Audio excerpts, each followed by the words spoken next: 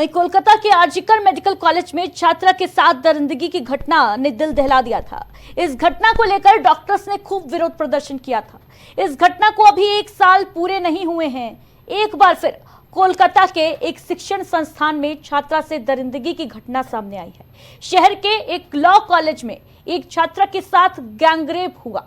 इस मामले में कस्बा पुलिस ने 3 आरोपियों को गिरफ्तार कर लिया है। पुलिस सूत्रों के मुताबिक आरोपियों में उसी संस्थान का एक पूर्व छात्र और 2 कर्मचारी शामिल हैं। पुलिस आरोपियों से पूछताछ में जुटी है, लेकिन ये जो मामला है, ये जो घटना है, ये एक बार फिर पश्चिम बंगाल सरकार को कटघरे में खड़ा कर रही है। अभी आरजीकर मेडिकल कॉलेज का जो मामला था, जो बेहद निंदनीय, बेहद विभत्स तरीके से एक डॉक्टर के साथ जो रेप की घटना थी, उसको अभी साल भर भी नहीं बीता है। अगस्त में वो घटना हुई थी और अब एक बार फिर लॉ कॉलेज से ये मामला सामने आया है, जहां एक छात्रा के साथ, एक स्टूडेंट के साथ लॉ कॉलेज के ही एक पूर्व छात्र और 2 कर्मचारियों ने गैंगरेप की घटना को अंजाम दिया। वहीं इस पूरे मामले में अब सियासत भी शुरू हो गई है। बीजेपी के आईटी सेल प्रमुख अमित मालवीय ने ट्वीट कर लिखा कि कोलकाता के एक प्रतिष्ठित लॉ कॉलेज में टीएमसी नेता द्वारा बलात्कार। टीएमसी शासन में बंगाल की चरमराती कानून व्यवस्था में एक और शर्मनाक अध्याय जुड़ गया है। तो इस पूरे मामले पर भारतीय जनता पार्टी वर्तमान मौजूदा सरकार, टीएमसी सरकार को घेर रही है। अमित मालवीय का ये ट्वीट आपको दिखा रहे थे, लेकिन ये मामला अपने आप में कई बड़े सवाल खड़े कर रहा है।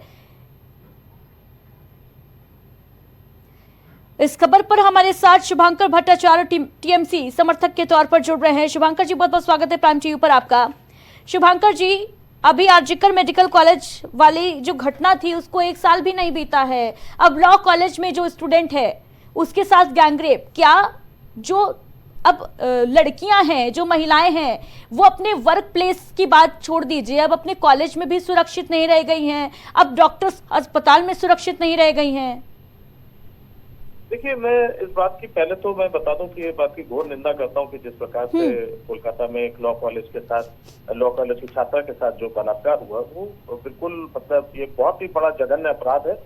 और मैं उम्मीद करता हूं कि जो है वहां की सरकार इसके ऊपर कड़े से कड़ा जो है रुख इख्तियार करेगी। और अगर मामले को अगर आपने फॉलो किया हो तो आप देखेंगे कि 72 घंटे के अंदर ही, है ना, ये तीनों जो उसके जो आरोपी हैं वो तुरंत घेरे में लिए गए, तुरंत उनको अरेस्ट किया गया, उनको तुरंत ही जो है उनको जो है जेल भेज दिया गया है।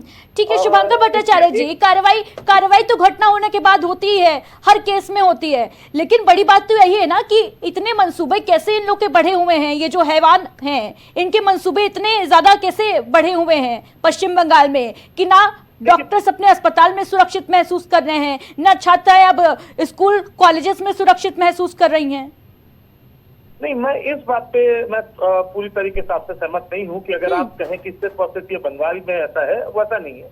आप एनसीआरबी के डेटा लें, जो कि राष्ट्रीय डेटा को जो लेकर चलता है, अगर आप उसकी बात करें तो एनसीआरबी का डेटा बता रहा है कि हर 22वें मिनट पर जो है ठीक है शुभांकर जी, बिल्कुल आप सही बात कह रहे हैं कि ठीक है, आप बिल्कुल सही बात कर रहे हैं कि देश भर का यही हाल है, लेकिन पश्चिम बंगाल सरकार की भी तो जिम्मेदारी है ना।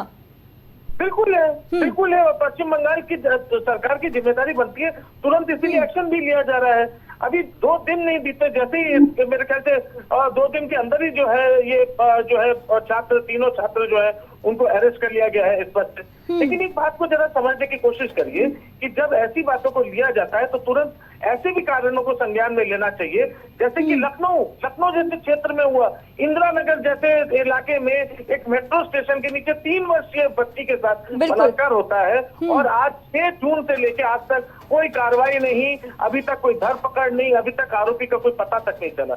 लेकिन एक प्रश्न कहीं पे नहीं दिखता। शुभांकर भट्टाचार्य जी, उस मामले में आरोपी का एनकाउंटर हो चुका है, 24 घंटे के भीतर एनकाउंटर हो गया था। नहीं, ये गलत, ये अभी आप देखिए इसका पत्र पिछले इस पर से जो है एक न्यूज़पेपर में इसके ऊपर भी जो है चर्चा निकली कि उसके साथ जो है ये जो है आरोपी को गलत बताया जा रहा है और पता चल पा रहा है कि 2 और इस पर सम्मिलित थे जो कि अभी भी नादारद है और उनके बारे में पुलिस को कोई क्लू नहीं है।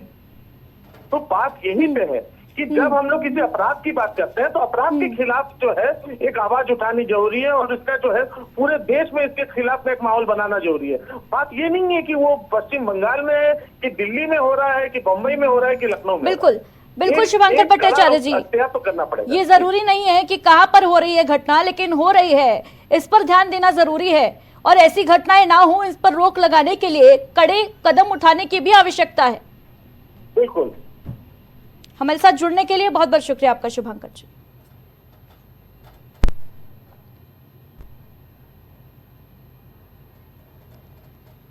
तो पश्चिम बंगाल में एक लॉ स्टूडेंट के साथ गैंगरेप की वारदात और उसके बाद सियासत गर्मा गई है। भारतीय जनता पार्टी जहां टीएमसी सरकार को घेर रही है, अमित मालवीय ने ट्वीट कर यह लिखा कि पश्चिम बंगाल में कानून व्यवस्था पूरी तरीके से ध्वस्त हो चुकी है। बताते चले आपको कि इस पूरे मामले में जो आरोपी हैं उनकी गिरफ्तारी हो गई है। लॉ कॉलेज के पूर्व छात्र और साथ ही साथ 2 कर्मचारियों ने मिलकर इस जघन्य घटना को अंजाम दिया।